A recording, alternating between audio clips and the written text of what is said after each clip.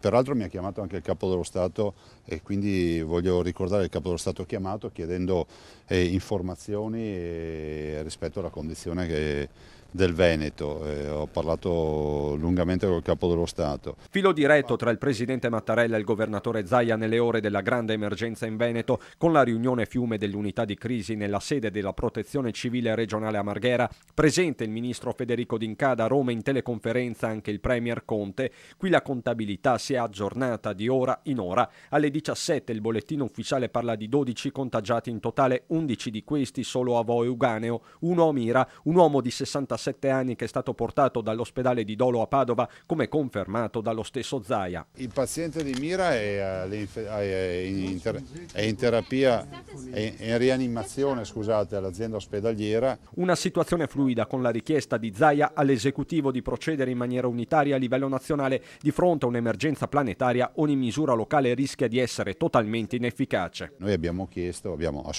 siamo dell'idea che l'approccio debba essere uniforme su tutto il territorio nazionale, che ci sia comunque la possibilità di garantire la salute ai cittadini e che vengano adottate delle linee guida nazionali uniformi.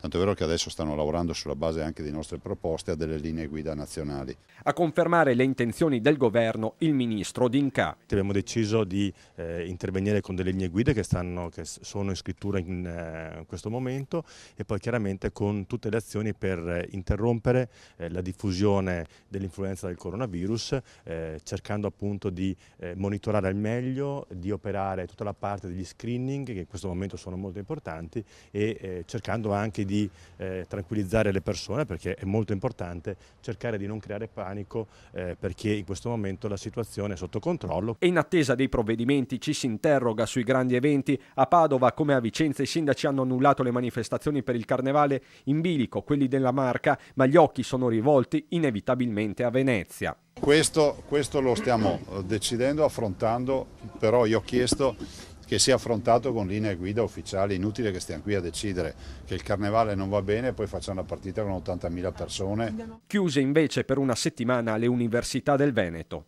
Ricordo che i rettori mi comunicano che chiuderanno la prossima settimana l'università, quindi chi doveva fare lezione non fa lezione, chi doveva fare solo esami, come nel caso di Padova, si spostano di una settimana.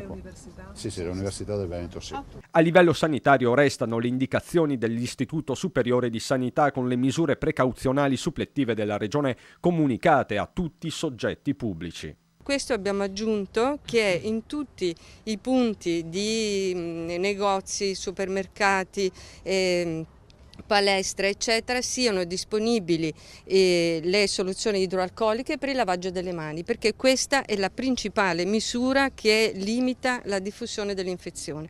Per questo abbiamo con Azienda Zero fatto degli ordini straordinari, quindi i comuni avranno il supporto delle aziende ULSS per disporre di questo tipo di soluzione. Aumentati anche gli ordini di test e di tamponi, nonché dei dispositivi di protezione individuale in uso al personale sanitario, chiesta la reperibilità dei medici di base. Noi abbiamo detto che tutti coloro che dovessero avere sintomi respiratori importanti, non viene considerata solo l'influenza, ma come diagnosi differenziale anche il test per il coronavirus.